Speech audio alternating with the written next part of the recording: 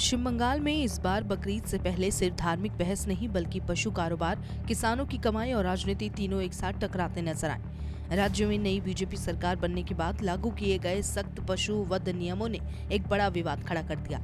सरकार का दावा है कि ये कदम अवैध पशु तस्करी और गैर कानूनी बूचड़खानों पर रोक लगाने के लिए उठाए गए, लेकिन दूसरी तरफ पशु व्यापारियों का कहना है कि इन नियमों ने उनका पूरा कारोबार चौपट कर दिया। दरअसल पश्चिम बंगाल सरकार ने West Bengal animal slaughter control act 1950 के तहत बकरीद से पहले साफ निर्देश जारी किए थे कि बिना किसी फिटनेस सर्टिफिकेट के किसी भी गाय, बैल, भैंस या बछड़े की कुर्बानी नहीं दी जा सकेगी।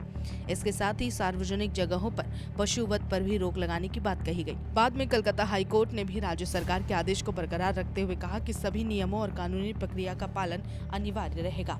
लेकिन जमीन पर सबसे बड़ा संकट अब जानवर की उम्र तय करने को लेकर खड़ा हो गया है। सरकार की तरफ से कहा गया केवल 14 साल से ज्यादा उम्र के पशुओं को ही कुछ शर्तों के साथ बलि के लिए अनुमति मिल सकेगी। अब समस्या है कि गांवों और पशुओं वाले बाजार में जानवरों की उम्र तय करने का कोई पुख्ता सिस्टम मौजूद नहीं है। ना तो छोटे व्यापारियों के पास ऐसे कोई डॉक्यूमेंट्स और न ही प्रशासन की तरफ से कोई आसान प्रक्रिया बनाई गई। इसी वजह से कई पशु व्यापारी खुलेआम अपनी मजबूरी बयां कर रहे हैं। एक पशु व्यापारी ने मीडिया से बात करते हुए बताया कि उसने बैंक और साहूकार से करीब 6 लाख रुपए उधार लेकर 10 गायें खरीदी थी ताकि बकरीद के दौरान उन्हें बेचकर कमाई कर सके। लेकिन अब उसे बताया जा रहा है कि बिना फिटनेस सर्टिफिकेट और उम्र के प्रमाण के जानवर नहीं बिकेंगे। व्यापारी का सवाल है कि मैं कैसे साबित करूं कि मेरी गाय 14 साल की है? कौन देगा सर्टिफिकेट? किस ऑफिस में जाऊं? सोशल मीडिया पर भी कई वीडियोस तेजी से वायरल हुई जिनमें कथित हिंदू पशु व्यापारी अपने जानवरों के ना बिक पाने की वजह से रोते बिलखते परेशान नजर आए। कथित रूप से कई हिंदू व्यापारी दावा कर रहे हैं कि पहले बकरीद के दौरान आसानी से पशुओं की बिक्री हो जाती थी, लेकिन इस बार मुस्लिम खरीदारों ने कानूनी कार्रवाई और प्रशासनिक सख्ती के डर से गाय खरीदने से दूरी बना ली। हालांकि दूसरी तरफ तस्वीर पूरी तरह अलग दिख रही है। कोलकाता के राजा बाजार और कई अन्य इलाकों में बकरों और भेड़ों के बाजारों में अच्छी बिक्री देखने को मिली, क्योंकि सरकार के नए आदेश में सबसे ज्यादा सख्ती गाय और बड़े पशुओं को लेकर दिखाई जा रही है।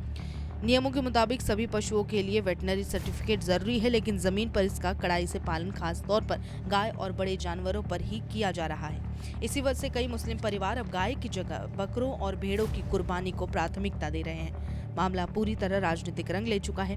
विपक्षी दल और मुस्लिम संगठन आरोप लगा रहे हैं कि सरकार कानून के नाम पर धार्मिक परंपराओं को प्रभावित करने की कोशिश कर रही है। वहीं बीजेपी सरकार इस आरोप को खारिज करते हुए कह रही है कि ये कोई नया कानून नहीं है, बल्कि पुराने नियमों को पहली बार गंभीरता से लागू किया जा रहा है। सरकार का कहना है कि अवैध पशु तस्करी और गैर कानूनी बूचड़खानों पर कार्रवाई जरूरी थी और उसी दिशा में ये कदम उठाया गया है। नमस्कार, मैं हूं मानक गुप्ता। अगर आपको हमारा ये वीडियो पसंद आया हो तो इसे लाइक और शेयर जरूर करें, और हाँ, हमें सब्सक्राइब और फॉलो करना ना भूलें ताकि आप देश और दुनिया की कोई खबर मिस ना करें। तो जुड़े रहिए हमारे साथ और देखते रहिए न्यूज़ 24।